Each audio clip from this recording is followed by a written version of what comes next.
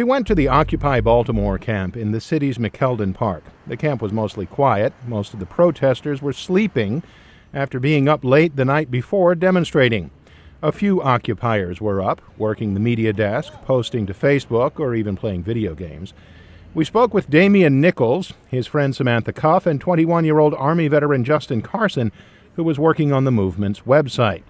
Damian, a 29-year-old graduate of the University of Maryland who majored in politics and government, said the Occupy movement wants to reboot democracy. If city halls and Washington, D.C. are the gatekeepers for our political representation, and we don't believe that they're currently representing us, then what we've done here is we've all come out in our major cities, including Washington, D.C., and started a conversation amongst ourselves to see what needs to be done about it. Samantha Cuff told VOA that she believes people are trying to get back in touch with their humanity. You know, yeah, the 1%, they're subjugating us and all that, but how many of us would gladly accept $1 million to do a dirty deed, you know? And it's about fighting that 1%ism within ourselves and not just outside of ourselves. Next, we visited Catholic University in Washington, D.C.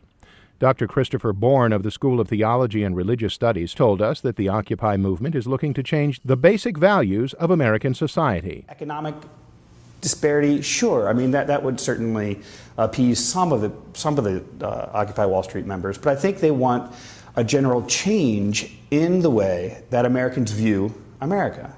And so they want their version of civil religion to sort of become the paramount version of civil religion. Instead of right now you have these, sort of the civil religion of the bankers and then the civil religion of everyone else. In Alexandria, Virginia's Agudas Achim congregation, Rabbi Jack Moline said all Americans need to act in a responsible way. So all of these questions have to be filtered through the question of what is my responsibility to my fellow human being, to the society in which we live, and to the world with which we've been entrusted by God. Next, we traveled to Washington's Old Tivoli Theater to the offices of Sojourners, a Christian social justice organization. Tim King is their communications director and has visited the original Occupy Wall Street site in New York. He says the movement has changed the way Americans view social justice issues. And so all of these issues are being raised and have a priority right now in our national discourse and discussion that it hasn't had before. So that conversation is already changing. No one we spoke to would predict whether Occupy Wall Street will influence next year's presidential election. The people we spoke to also say the movement needs a clearer mandate than changing corporate greed. Demonstrations continue, and even a march on Washington is reported in the works.